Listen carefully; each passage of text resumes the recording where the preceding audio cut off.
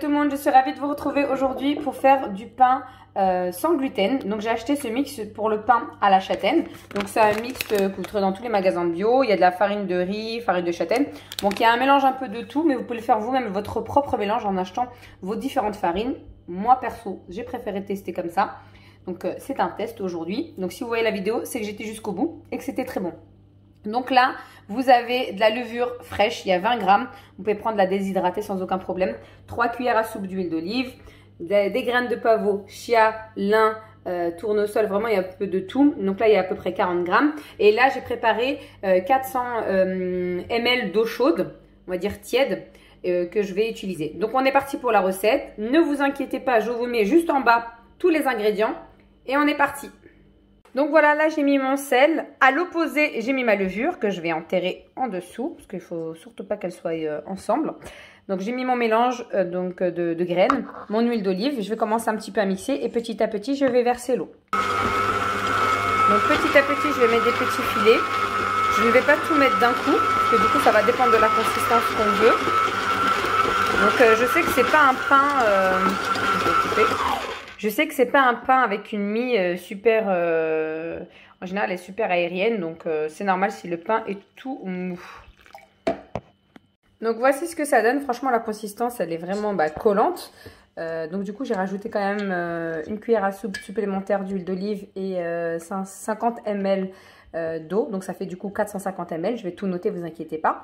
Ce que je peux vous dire c'est qu'au niveau d'odeur, franchement c'est, je sens vraiment... la châtaigne, vraiment ça sent hyper bon. Donc voilà, donc là j'ai bien mixé, enfin j'ai bien pétri pendant à peu près 5 minutes. Donc là on est parti pour la suite de la recette. Je vais le mettre dans un moule pour laisser justement poser. J'ai mis du papier cuisson comme ça dans mon moule, donc dans un moule à cake. Et là je vais verser mon mélange dedans pour laisser justement poser. Alors, n'hésitez pas à humidifier vos mains parce que sinon ça donne ça au départ. Et ensuite, venez tapoter comme ça, à lisser la chose, comme ça, la pâte, avec vos mains. Donc, vous voyez, n'hésitez pas à l'humidifier vos mains. Je vais aller les humidifier un tout petit peu pour pouvoir le lisser. Et après, je vais le lisser comme ça, délicatement.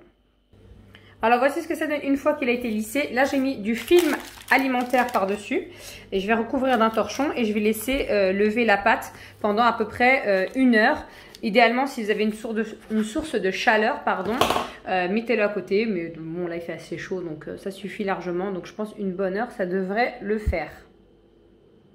Voici comment ça a levé. Moi personnellement il n'y avait pas de source de chaleur. J'ai laissé comme ça et j'ai enveloppé dans un torchon. Donc là je vais soulever délicatement comme ça.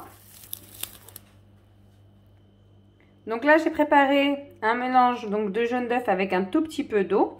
Et là je vais venir délicatement mettre ça dessus avant d'enfourner au four. Donc là j'ai préchauffé mon four à 220 degrés. Donc là j'enfourne.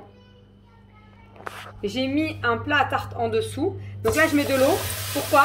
C'est pour créer de la vapeur. Je viens de sortir le pain du four. Donc là je l'ai démoulé. Donc je l'ai mis sur une grille. Donc idéalement il faut laisser refroidir sur la grille. C'est pour ça que je l'ai tout de suite démoulé. Donc je l'ai laissé 45 minutes au four à 220 degrés.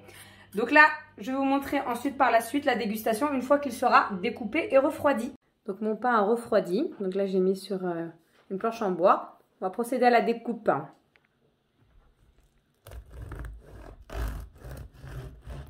Au niveau de la découpe, franchement, regardez comment ça croustille.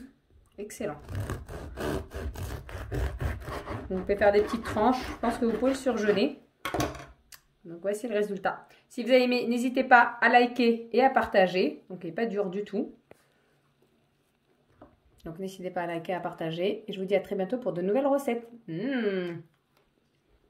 Pour le conserver, n'hésitez pas à l'envelopper dans du film alimentaire. Ça permettra de garder sa fraîcheur.